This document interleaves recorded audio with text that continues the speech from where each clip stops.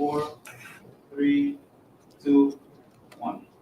Welcome to the Leader of the Opposition press conference for February 14, 2025. I am your moderator, Shanika Hayes.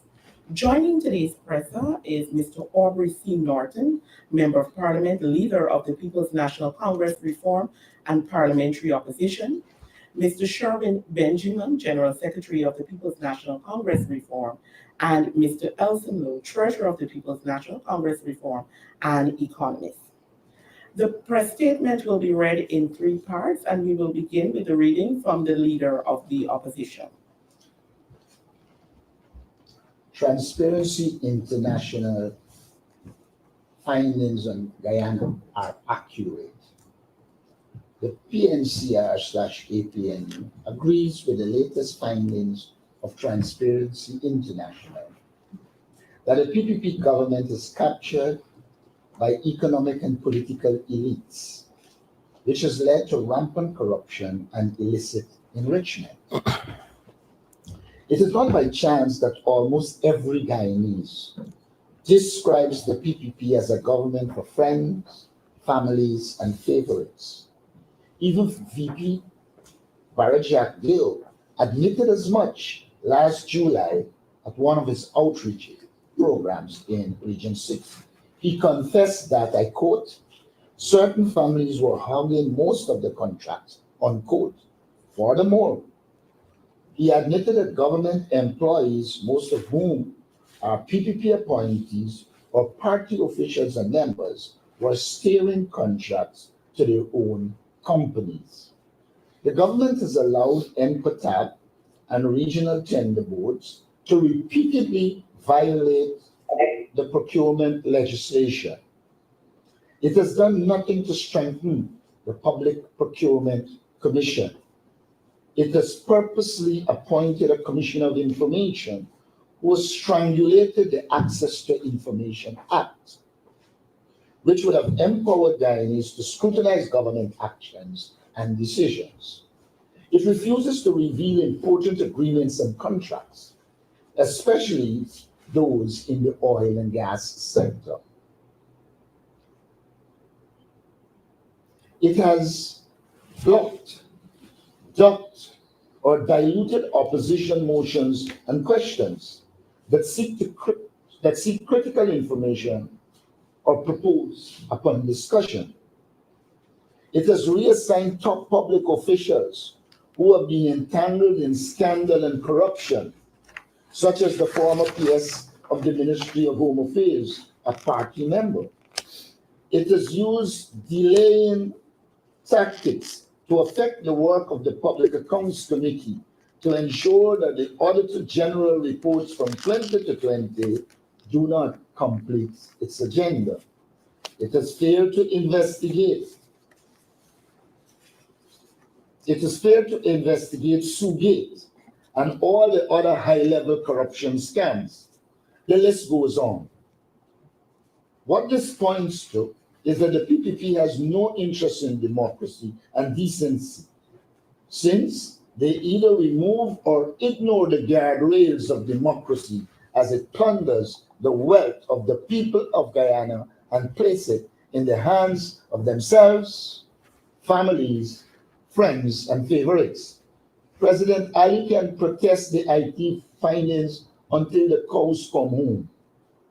The fact remains that the country has bled tens of billions of dollars each year under the PPP government through corruption, insider trading, misappropriation of state assets, conflict of interests, and cronyism.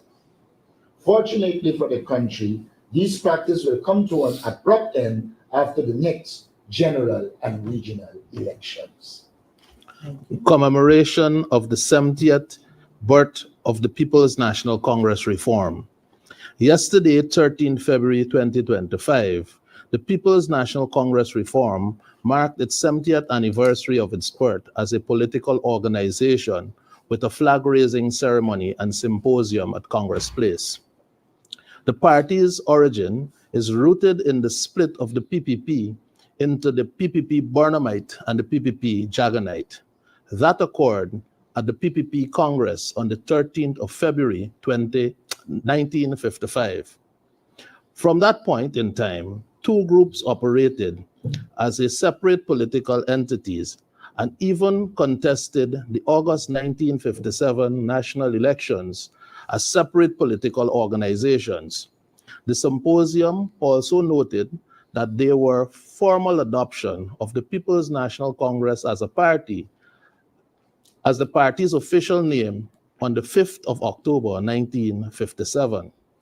It also recognized the origin of the party as a distinct political organization with its own ideology, identity, political strategy, and activities begun in 1955. Both dates, therefore, carry historic significance and will be celebrated in that context. The split within the PPP, therefore, highlighted the diverse political ideologies and aspirations of the people of Guyana, leading to the establishment of the People's National Congress Reform, a party dedicated to addressing the needs and concerns of the nation's diverse populations. Founded by visionary leaders led by the esteemed Lyndon Forbes Sampson Barnum and his dedicated colleagues, the PNCR created a platform that promotes national pride, equitable development, and the empowerment of every Guyanese. As the party commemorates this moment in history, we reflect upon the ideas that sparked the formation of the PNC, those of democracy, social justice, and a quest for an independent and prosperous Guyana. The establishment of the PNC represented a collective desire for representation and a commitment to work tirelessly for the benefit of the Guyanese people. In 2002, the PNC added the reform component to the party and adopted the name the People's National Congress Reform, as it continued to play a crucial role in shaping the political landscape of Guyana, championing policies that resulted in the uplifting of the people of Guyana and improving the lives of all citizens, while building a nation founded on respect, tolerance, and inclusivity. As we celebrate this momentous occasion, we honor the party's legacy and the contribution of its members, past and present, who have worked tirelessly to advocate for the rights and aspiration of the Guyanese people. The PNC will use this anniversary to foster dialogue, reflection, and collaboration across all sectors of the society. We encourage all Guyanese to come together as we chart a course toward a brighter future for our beloved nation. Thank you. Mr. Elson Mill. The PNCR APNU will create a sustainable, dynamic, people-centered economy. The recent criticisms by Minister Ashley Singh and VP Jagdeo of the PNCR's proposals to end poverty and guarantee all households a livable income expose their uncaring nature, limited imagination, and poor grasp of economics. As a result, Guyanese have suffered and continue to suffer as their quality of life stagnates or declines. Under the Jagdeo one-man government, when he fails to grasp common sense and basic ideas, as he often does, the whole society experiences the damage and pain. At the next elections, Guyanese will end this ridiculousness. We in the PNCR APNU have a broader and more complex understanding of national development and financial management, in contrast with the PVP style of merely adding and subtracting numbers, or as Chief Whip Christopher Jones described it in his 2025 budget presentation, the PVP's ATM economics. We wish to offer the nation a different model of development that is underpinned by sound economic reasoning, is energized by a dynamic interplay of economic factors and forces, and is people-centered. Guyana can develop its non-oil economy, grow its tax base, eradicate poverty, generate jobs, and expand the middle class through a policy approach that cultivates domestic productivity growth and multiplier effects. National public investments, as well as spending on directly improving the lives of our people, will yield substantial multiplier effects, resulting in more economic activity than the initial amount spent if they are carried out in an efficient and targeted way. This means more jobs, higher incomes, more businesses, more revenues, and consequently, higher living standards for all. The PPP's waste and corruption has lost Guyana hundreds of billions of dollars that would have otherwise generated tax revenue, jobs, and economic growth by flowing through our economy. And that is without adding any new taxes. The PPP's incompetence and corruption have caused those benefits to go by the wayside. The proceeds of corruption are hidden and privately consumed, and thus cannot generate new jobs or production. Similarly, money that is wasted through incompetence cannot generate new jobs or production. Consequently, the increased economic activity that would have been expected from the multiplier effect of the recent massive budgets is less than it should be by hundreds of billions of dollars. To make this clear, consider the 2019 coalition government allocated $69 billion to capital spending, with a resulting non-oil growth rate of 5.4%. In 2024, PPP allocated $666 billion, or nearly 10 times as much, while only generating an anemic 13.1% growth in comparison. And this figure, even this figure for the non-oil economy, is inflated. Where did all that money go? Even accounting for infrastructure projects not yet completed, this demonstrates a very large efficiency gap between the coalition and PPP capital spending. Additionally, 2024 was not the first year of supersized spending, as in 2023, they had spent 6 times as much on capital as we had done in 2018. This means that, even accounting for a lagged effect of 1 year, the PPP spending is far less effective at growing the non-oil economy. The PPP's trickle-down economics has failed. The hundreds of billions spent on its friends, families, and favorites have, in fact, only circulated at the top few rich and wealthy. As the next government, we will create a demand-driven economy that rapidly evolves and expands. To this end, we will provide workers with living wages and households with a livable income. We will also free up hundreds of billions of dollars to spend on improving the lives of our people by expert-led economic development planning, improving the management of public finances, managing projects more efficiently, minimizing corruption, reforming procurement, improving the management of the NRF, and ensuring oil audits are properly done.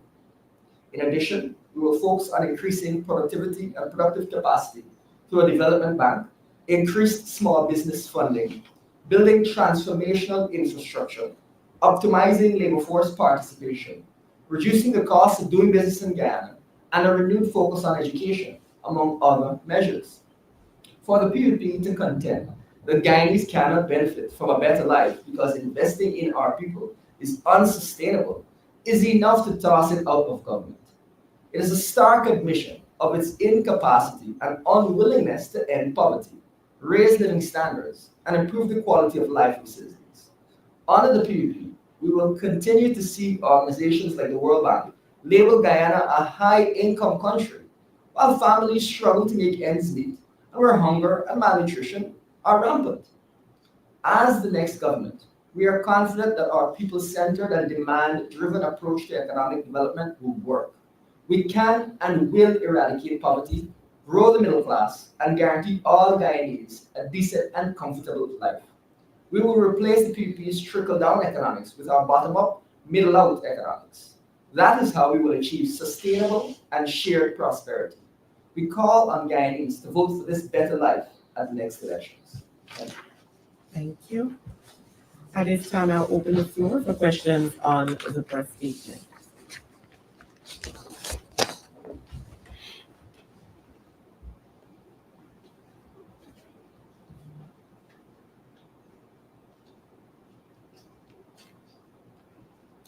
All right, the floor is open.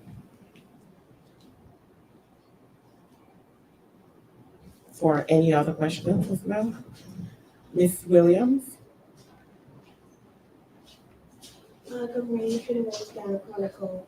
Mr. Martin, what are your thoughts about Mr. Hines' comments this week towards Afro-Guyanese? Well, I have no say or control over what Mr. Hines says. In fact, it's late last night I heard, and I didn't check the details of what he said. I've heard people commented on it, and if what I heard is true, I would have chosen different language.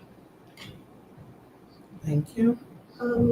Just a quick follow-up here. You said that Mr. Hines is his own person. I didn't hear that. I You did, said that Mr. Hines is his own person, right? But however, the WPA is an agreement to form a coalition with the APNU. Do you not think, as co-leader of the WPA, his comments could paint a negative image for the coalition? like I said, I didn't pay attention to the language. I am very clear in my mind that once I'm leading the partnership, we have a working relationship. At present, they are not part of the partnership. We will ensure that the language that is used is language that will promote the APNU and have no negative impact. But having said that, in general policy terms, one cannot or should not decide that they have the right to determine what somebody says or how they say. But for us, in the PNCR, in the APNU, will always be very careful with the language we use. Thank you. Mr. Norton, that is Sharon Marawi. Sir, in terms of the provision of various forms of grants and so on to the populace, should the coalition be elected into office, what would be some of the criteria that would be used to determine eligibility? I assume you're talking about our rent to own. And other forms of cash rents that I think your party has promised over the period, Okay. in terms of either maintaining or improving. Let's start with the rent to own. We believe that there are many Guyanese who lack the resources to get a mortgage. And therefore, we need a system that allows those Guyanese to be able to obtain a home. So priority there will be those persons who lack the capacity to get a loan from the bank because of their low income, etc. So that will be focused a lot on the low income. And at the same time, there are going to be others who will be involved in the process and we will help. The aim is to help all Guyanese. That's it. Now, as it relates to the cash transfer, and I don't like the concept of grant, because it sounds as if the government granting you something. It's our money that they are redistributing. So let us be very clear. There's no cash grant. There's a cash transfer, a transfer of the people's money back to the people, which unfortunately the government has proven to be incompetent in terms of distributing. But we have said very early, we will do a clear survey, have an idea of what is necessary as a livable income, and seek to, in a graduated way, ensure we bring Guyanese to the point where all of them have a living income. Households can live on what they get. We have also said we will deal specifically with pensioners because we do believe that the money the pensioners are getting at present, the money is inadequate for them to live half of a month, much less an entire month. And we also promise to take pensioners to a livable income. Now, we believe that the resources exist in the society to do it. What is lacking is the political will by the PPP, the incompetence affected. And the fact that they themselves do not believe in transferring resources to the people, they believe in transferring it to themselves, their families, their friends, and their favorites. Now, there are many other areas that we will look at. We also have got to look, a man told me day before yesterday that he applied 15 years ago. We will also have to look at the list that exists and seek to reduce it and ultimately eliminate it. Because with all the noise the government is making, there are people who are waiting for 20 years, 10 years, 15 years, and cannot get a house lot. Remember also, we believe that a house lot is not a house. So we will also look at those people who had house lots for years, but lack the capacity to build, and help them to build so that they can get a proper place to live. So there are a whole plethora of conditions that we will have to look at to determine who gets when, what they get, and how they get it. In terms of the cash transfers, will there be a means test to determine eligibility? In terms of the cash grant, I didn't hear that. Will there be a means test to determine eligibility? Means test. But I don't know what you mean in this case by a means test. A means test for an entire population might be a very difficult thing. What I can say, a number of things will happen. One, there will be a proper database. And once you have a proper database of all the Guyanese 18 and above, then almost automatically you know who are there. So I don't know that that will need, if my understanding of a means test. A means test, what it demands is us ensuring that we have a proper database, an accurate database, and that is one of the reasons why you can't use the electoral list, because it is padded and flawed. So you need a proper database. Once you get a proper database, you can now put the mechanisms in place to pay by check. We will clearly get rid of this situation Cash. where you're paying by cash. So difficult to get a paper trail. The people doesn't like a paper trail. Thief man never like light. So we would want a paper trail through a proper checking system so that people get their resources in their bank account and it can be properly audited. There are some areas that there might be means tests in some regard. Like for instance, we believe that children should get cash transfer. But we don't believe the cash transfer must just be done willy-nilly. We would like to see it linked to things like a child's attendance at school. What sense would it make if the purpose of a cash transfer is to help our children, and then we have no mechanism to ensure those children are in school? We want them in school. We want to create a national school transportation network so that the children could get to school. The whole thing about these transfers must be to improve the quality of life of the people of Guyana. And our main focus will be on doing the things that will ensure we improve the quality of life of the people of Guyana, eradicate the corruption that surrounds the present cash grant, and to ensure that the people in the society are comfortable.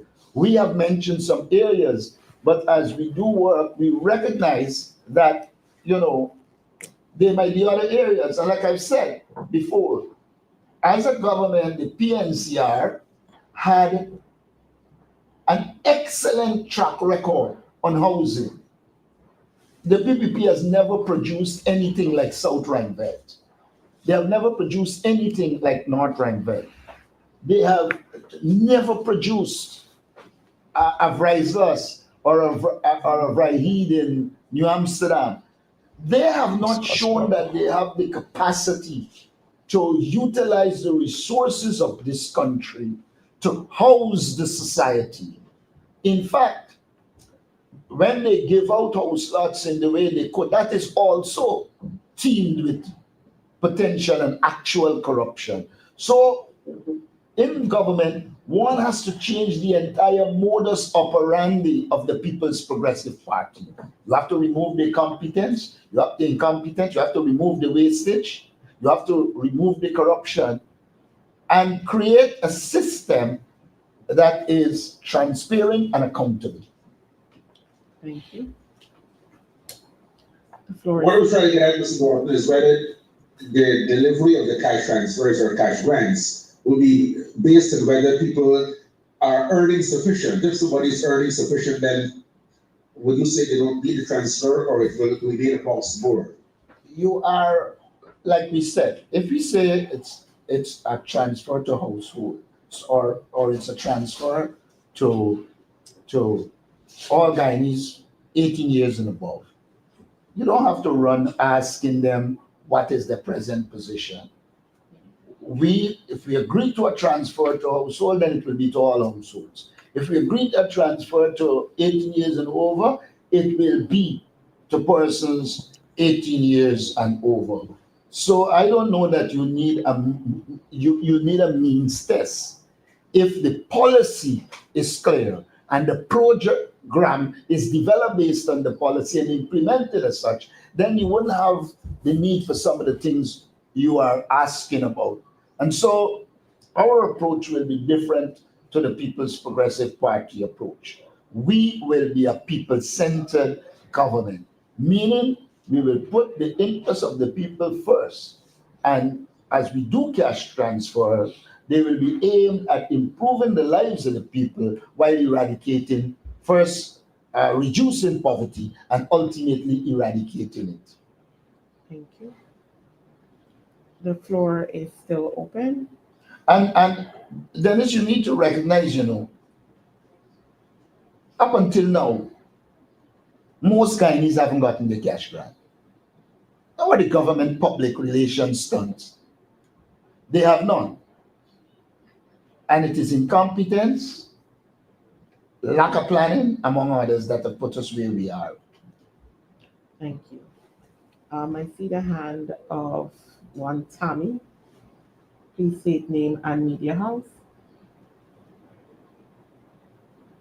Hi, good morning, everyone. My name is Tamika Garner. I'm from the Ghana Times. I have a few questions. I'll just do them one at a time if you guys don't mind. Go ahead.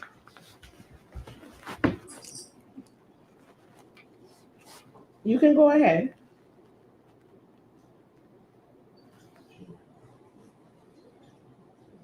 Sorry about that. I got my came off. Go ahead. My first question pertains to, I don't know if Mr. Norton would have noticed, taking note of the reports about the Mocha residents losing their court case. Can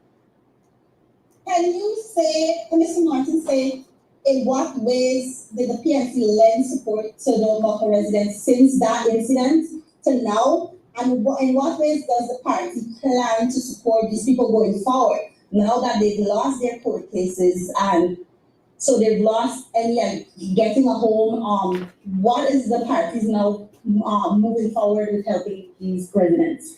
Let me start with the last one first.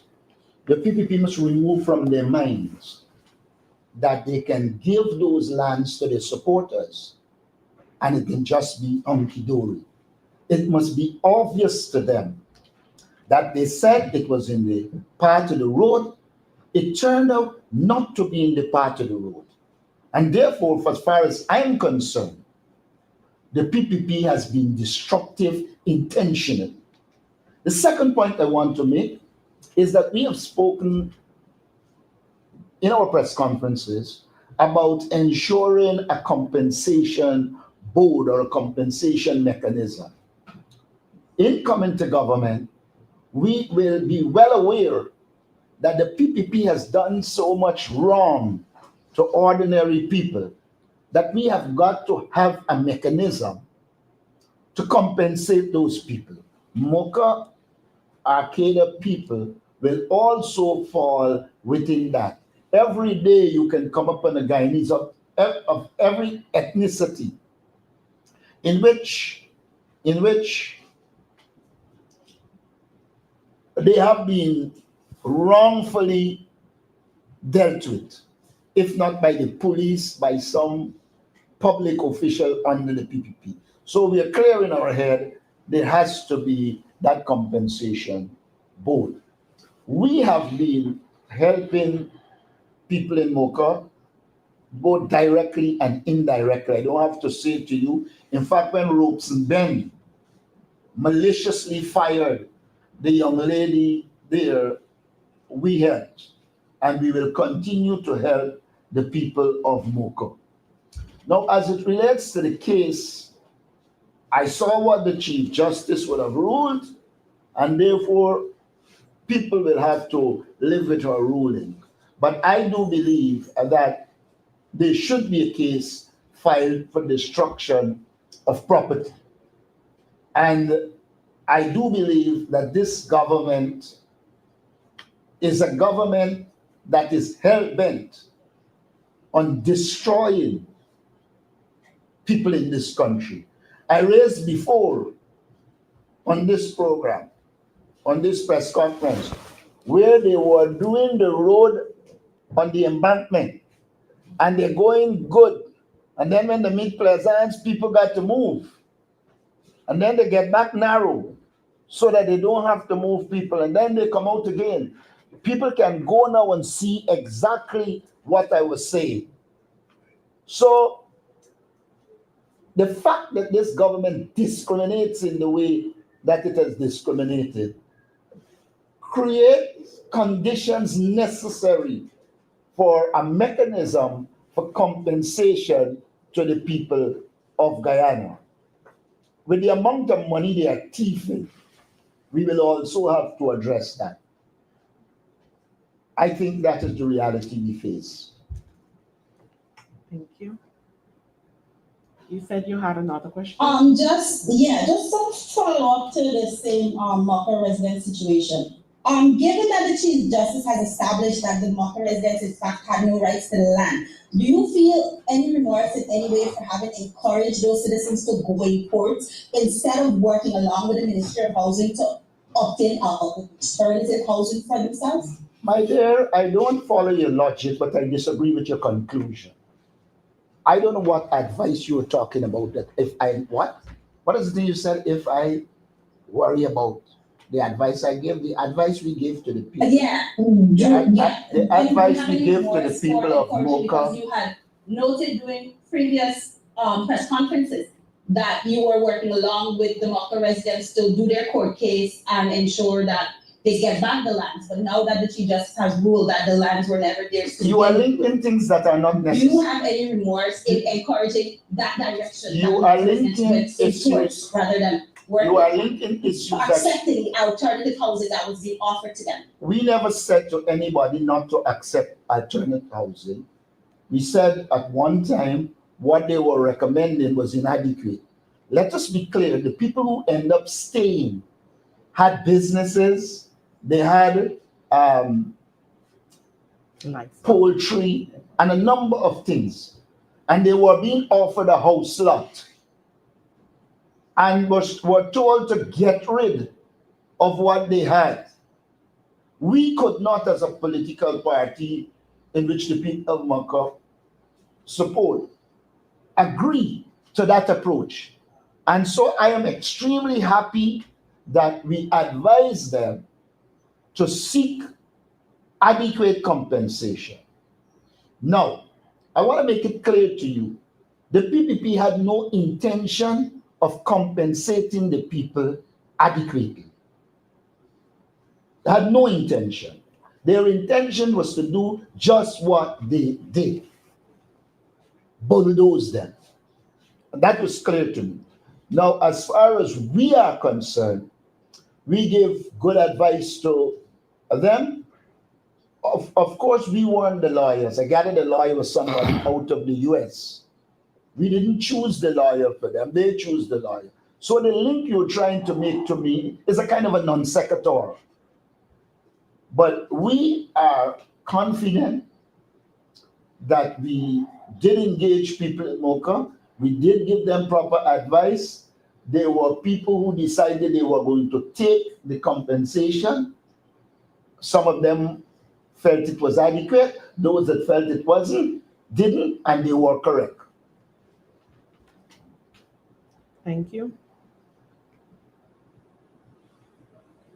A quick follow-up on the same situation with the compensation not being adequate. How do you determine adequate compensation for something you don't own? Because the court ruled that they did not have rights to the property. So how can they be compensated for something that wasn't even As far as I am concerned, those people were there over 30 years. The government was engaging them. So the government had acknowledged some right to them. And then they changed their mind and went in that direction because they wanted to give the land to their family, their friends, and their favorites. So, in my book, and in any reasonable person's book, they were entitled to compensation. And mind you, I was in the parliament when I think it was Edgel was talking about people in Ogle or somewhere who didn't own the land but got compensation. And there are many places in this country where the people didn't have ownership of the land, got compensation. The government only moved to change the rule after this issue with Eccles. And so let us be clear. If Guyanese live on a piece of land for 30 years, it is reasonable to treat them as owners, though not legally having documentation. And that is a fact of our land law and history. But this government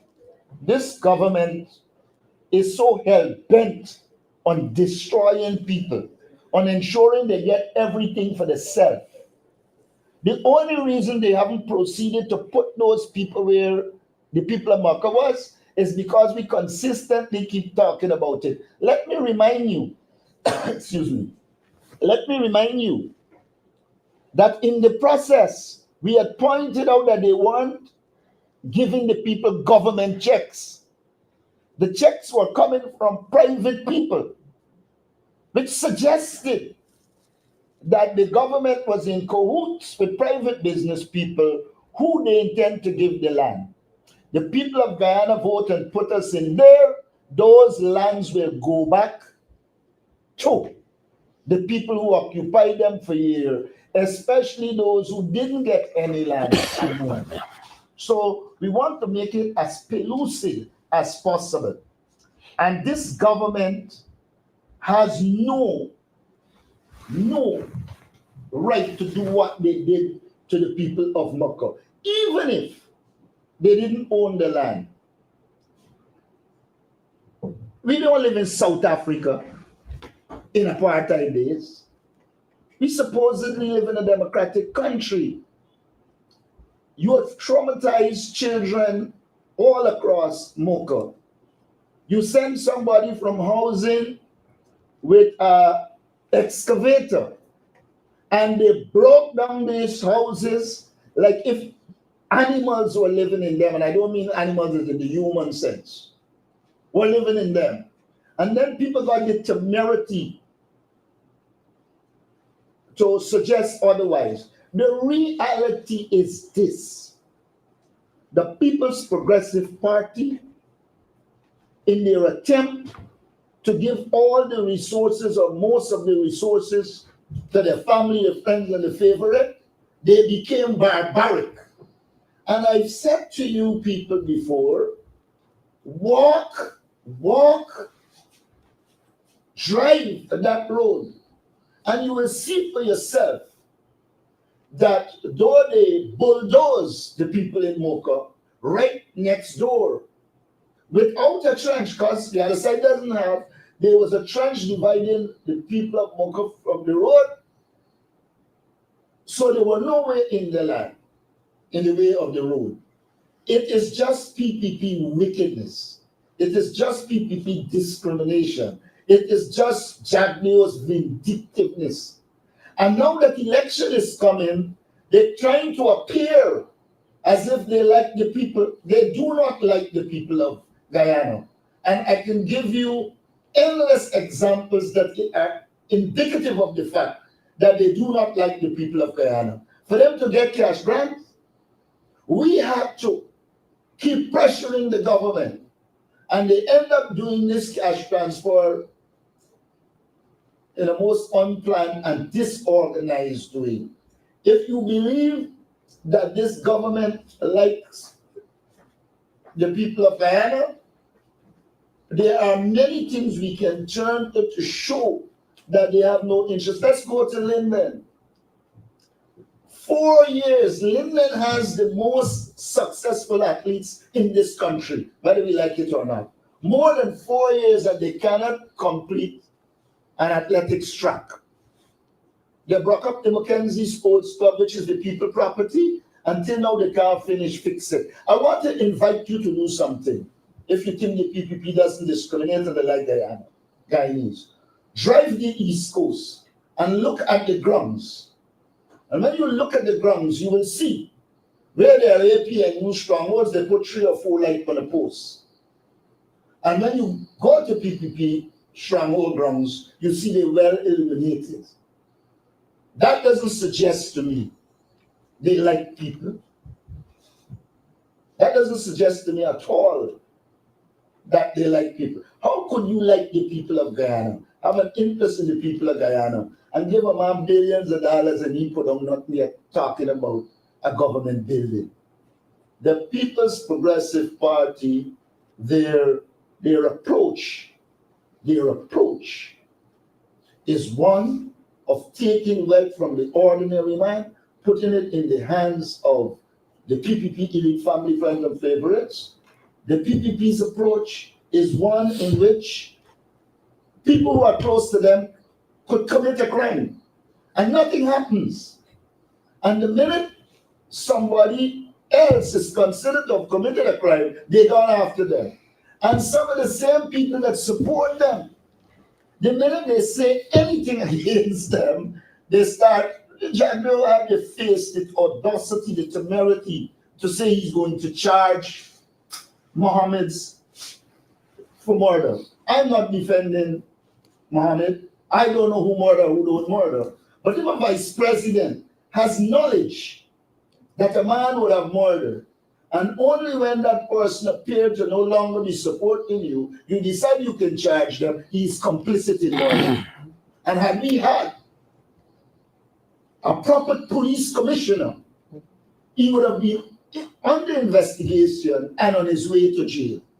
So let us be clear in our minds.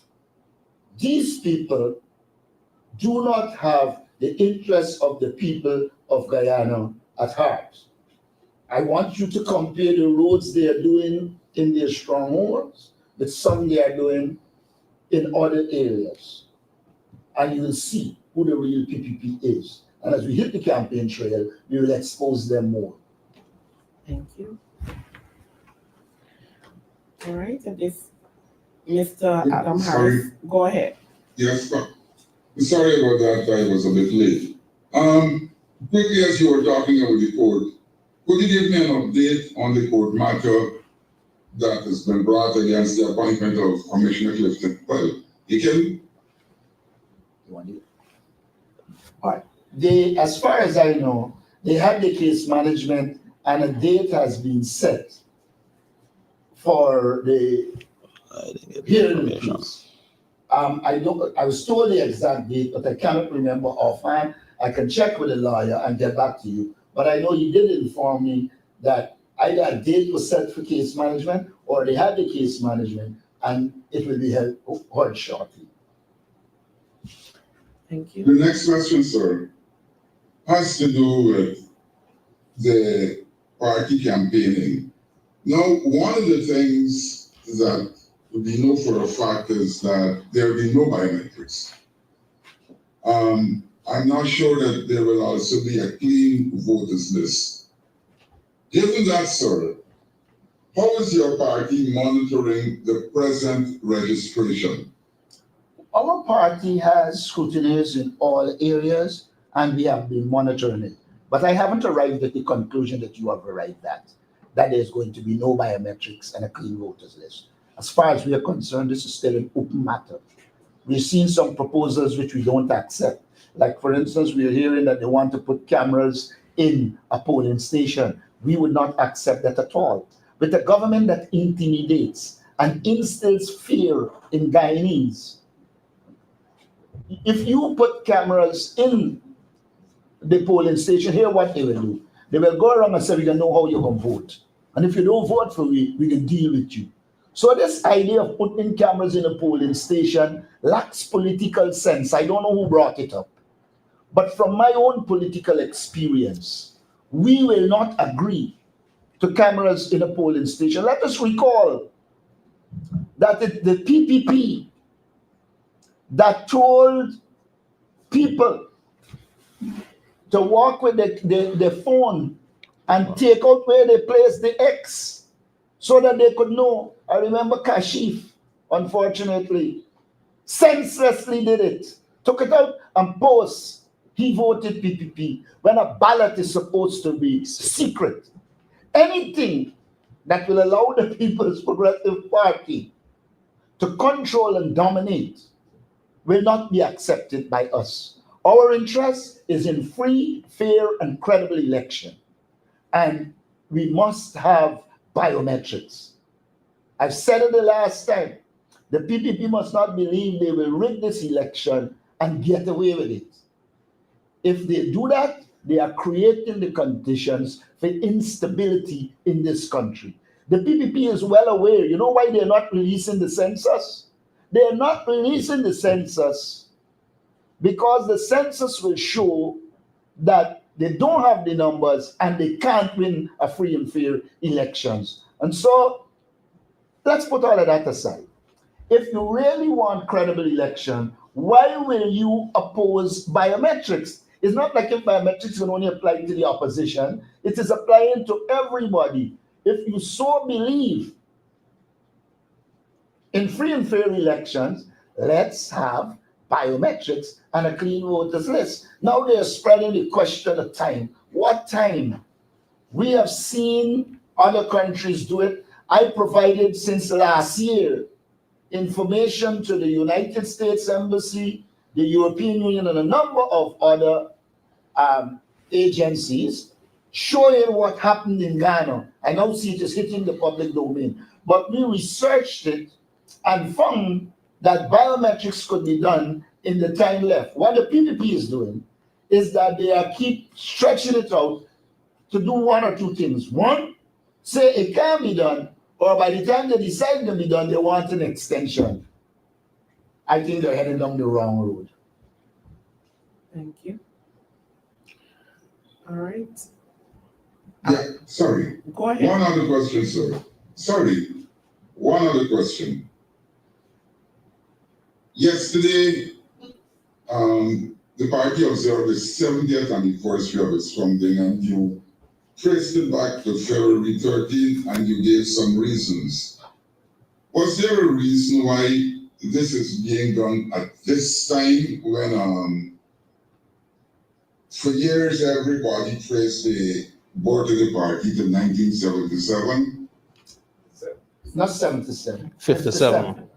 Okay, let me say this. Sorry, 57, yes. Adam, let me say this. Forbes Burnham, when training us, used to come and visit us. And most of us who were trained at the Copley Ideological Institute know that Burnham will tell us that our party started at the split and that we contested the elections in 1957 as PPP, Burnhamite, and Jacobite. The question becomes, why now? The reason is this. We were celebrating the change of the name. And some people started to believe that the party started in 1957. And to make it very clear that it started from the split at the Globe Cinema on the 13th of February, 1955, we decided that this is the 70th year since this institution called the PNCR has been in operation. We are in no way intending to play down the significance of changing of adopting the name PNC, but we must of necessity root it where it began. And if one is to understand how the PNC became different to the PPP, one has to understand 1955 and before, and the factors that led to the split in the People's Progressive Party and the PPP continuing to be communist. We say that we were socialists and taking a totally different approach. And we thought to understand the evolution of the party, we had to, of necessity, bring into focus 53 to 55 and beyond. Thank you. I'll take the question from Ms. Garnett. I want to follow up question if you will allow me with the Mocha squatter situation. We saw this morning that President Ali invited the squatters to still try to work along with the government.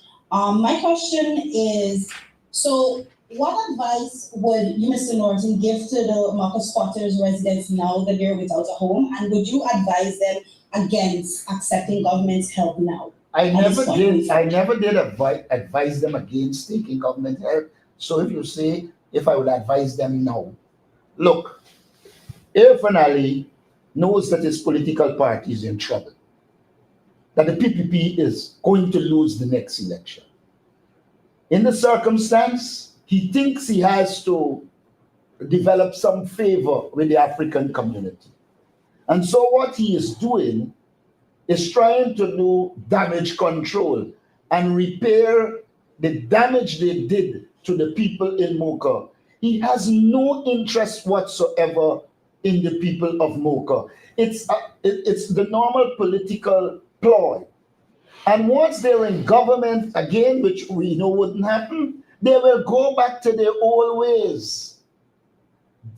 What you're seeing here is an election ploy and not a genuine attempt to deal with the issue. What they're trying to do now that they have already allocated it to their family, friends, and favorite is to see if they could get people to take houses so that they could now move ahead and say, oh, we give them, and then you see their people emerge to take the lands. These lands will be in contestation until the people who are there for 30 plus years are able to go back there and live a life.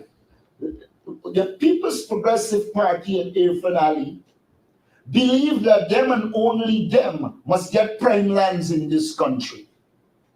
And they have removed the people of Mocha from prime lands. If he's so seriously like them, let you get them back right with a beam with assistance. Moving them is paving the way for your family, friends, and favorites. But if you really like them, tell Irfan, Aubrey Norton, leader of the opposition, says, if you really like the people who you move, put back them right there and help them to build there. To come and offer them alternative areas that are not prime lands, for you to be able to give away the prime land is unacceptable. So, he wants to help, put them back there. They've been there for 30 years. The stretch is still open. Give them the infrastructure. Give them the houses. But no, he come now like a hypocrite, knowing full well what he wants is votes, knowing full well that they don't line up the people to get it. I say this to you, Irfan Ali. The average small man who was there from the inception helped develop those lands, and they should be given it. That is the reality. Anything else will not work. Thank you. Mr. Dennis Chabral. So are you saying you would still encourage the Mocha residents to see that land as theirs, even though the court ruled that it isn't theirs? The court ruled that it wasn't there. I'm saying Irfan Ali went in and engaged them. He went and engaged them. He says he loves them. He cares for them. Why would you want to give them somewhere else rather than giving them the prime property they spend their lives on? Once they put that road there, they change the value of those lands. And then they give it to their family and friend. The people in Mocha can put up high building. Let Irfan Ali stop being a hypocrite. Let him establish to people that he genuinely likes the people you're talking to and put them back there and let them enjoy prime land. If you move from the first roundabout to the last one at the end of Hero Highways, all of those lands have gone to PPP family, friends, and favorite. There was one African woman in between, and they were pressuring her to get out. I'm saying to you that Irfan Ali has discriminated against people. And I'm saying to the people who he's engaging, engage him, but on the condition that he's giving y'all back those lands, regularizing it, and giving the requisite assistance for you to develop your life and business. That's what I'm saying. And there is nothing difficult about that. If you like the people, show the love. Thank you very much. Which man? You know, it's a strange love when you have a lady and you love change your t-shirt. That kind of love don't work. If you love the person, you can't beat she. You got to develop her, etc. If you love them, oh, don't tell them and put them in some kind of some little piece of thing. And then give your friend, your families, and your favorites the best land. It's unacceptable. Thank you very much. Mr. Shabra? Can I ask my next question, please? I'm gonna cut off the list. Feel free, my dear. My next question, I want to move over to G. I would have called you earlier this week, and you had said to reach out back to you at the press conference. About the no filing objections during the claims and objection period that GCOM had in January. Can you confirm whether the APNU party filed any objections during that period? And if not, can you say why not? And if yes, can you say what were some of the objections? I understand the government's interest here. The government wants us to file. They know we have some. And they want us to file. And if you only get about 10,000, you can see everything said, you know, only 10,000 people objected to. And the mechanism for doing it is difficult. So they are pushing people to ask us about that. We're not doing any claims and objections at this stage. The list is already 720-something thousand people. One more round of registration and the voters list come bigger than the population. Why should we rescue them out of by going and talking about claims and objection? We have objected to them not wanting to give us biometrics. The objection we are putting in is to the government not giving us biometrics. We object strenuously to that and not having a clean voters list. And that objection is the major objection. All the others are secondary. Thank you. Yeah, but given that you have pinpointed that the list is bloated and you said that you guys can identify that the list is bloated and the reason behind it, don't you think you should put these whatever evidence the party has on record during the claims and objection period? Do you see no basis for this? My dear, we in the PNC, the APNU determine what we do. We have already analyzed it, and I just said to you in very nice language. To do that is to help the People's Progressive Party. We are not going to do that. We want to help the people of Guyana. And that is why we ask for biometrics. If you give us biometrics, there's no need for claims and objection. If you give us a clean voters list, there's going to be a little bit of claims and objection. But any action now will help the PPP by saying that one, you were not able to take off the thousands, and they will claim that they cleaned the list. Real stupid. We've been to better universities than most of them. Real stupid. Apart from university, we got common sense. We know they are trying to get us to do claims and objection so that they can spin it politically. Let them clean the list, let them give us biometrics, and we will be happy. Barra Jack Deo thinks he has all the brain, but he doesn't. People see right through him. And I've just done. Thank you. All right, we are sharply running out of time. Mr. Shabrahan has been up for a while. I'll take your question as our final question. Ms. Norton, a follow-up on the question of claims and objections, but aren't you worried that if the matter of the list were to go to court, that you will lose on the basis of a lack of evidence? And secondly, have you been talking with your MP, Ms. Lita Candidate, about the tone of her budget presentation, which seems to be suggesting that she is leaning towards the PPP? And what is the status of the APNU AFC talks? I'm not so sure what you're asking me. What's the question? Yes, The first question, sir, is in terms of you not submitting any data for claims and objections, aren't you worried that you may lose a court case should it go to court for a lack of evidence? And secondly, have you been speaking with Ms. Lita Chandler Edmond about the tone of her budget presentation, which seems to suggest that she's leaning towards the PPP? And what is the status of the APNU AFC talks? Let me say at the outset that I will not arrive at any conclusion in Lita Chandan.